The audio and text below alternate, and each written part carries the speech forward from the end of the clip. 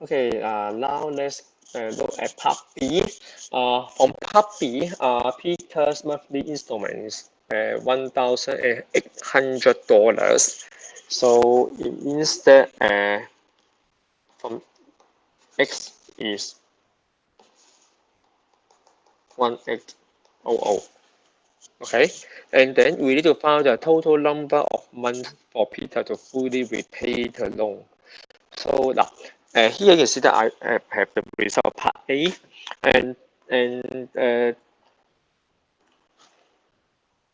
this one is the loan that Peter owes the bank. So for us to find out the number of months, then we need to use this one.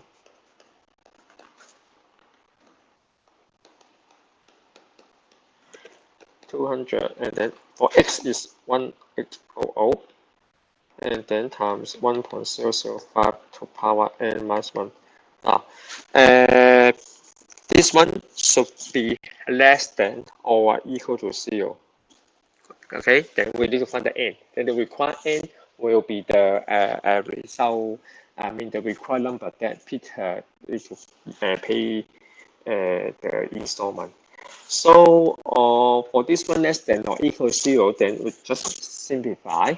Then we can have the terms. When you simplify, then please calculate carefully. We have the let me calculate this first.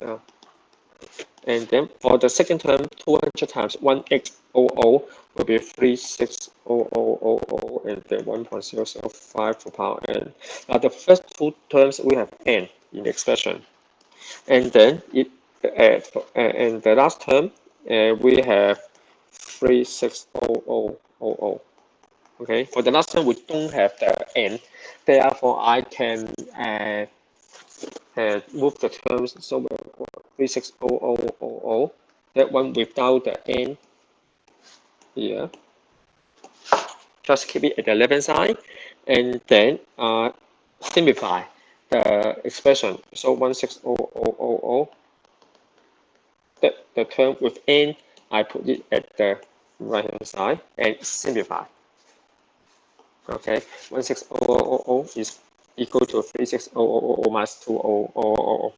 Okay, and then how can you find n? Then here is just the n is we only have one n in the index. So what can we do is to put it as a subject. Okay, 1.005 to power n is greater than or equal to 944. Now remember, n here is in the index. So how can we calculate is to put it, or how can we put n as a subject? Is that we need to take the logarithm. So take the logarithm to both sides. I can have this.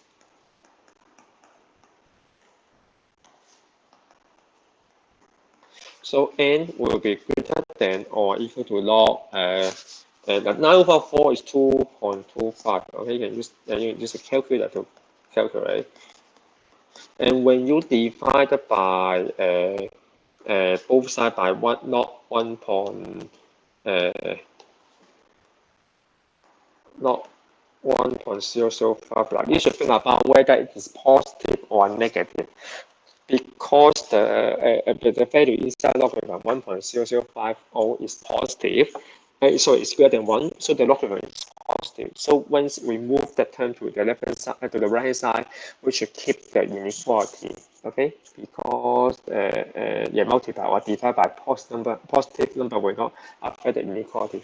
Therefore, we can have n greater than or equal to 162. This, okay, by using the calculator. 5911713. So the required number of months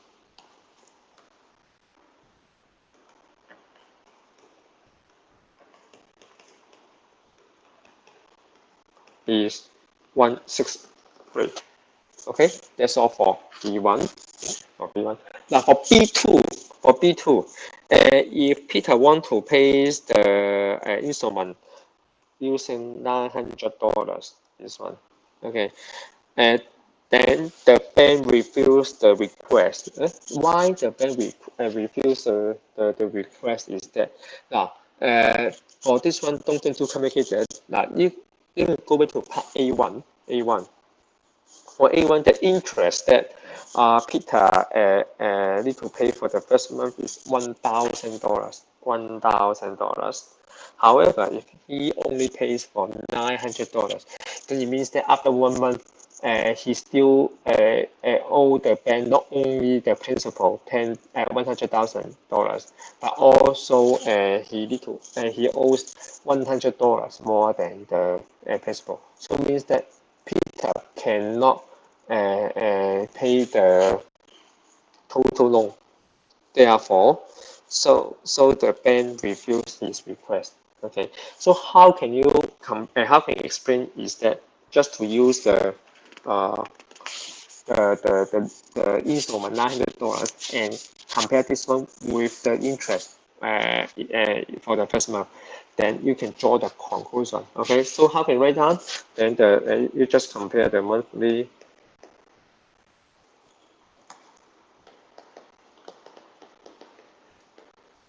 installment is 900. Okay, which is less than the interest in the first month.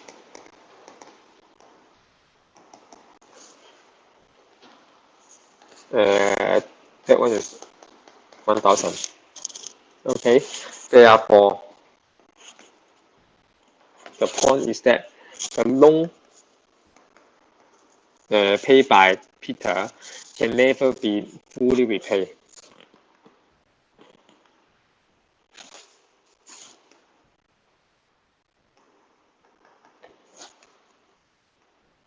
Okay, so this is the reason why the bank refused this request.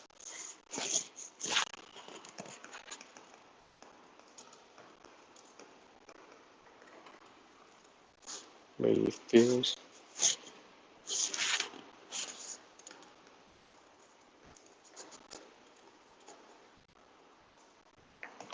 Okay, so the most important in part B2 is that you should compare the monthly installment. Compare this one with the interest in the first month. You must show the comparison for the such kind of the problem. Explain your answer and also draw the conclusion. Okay, the loan can never be fully paid. So that's all for part B.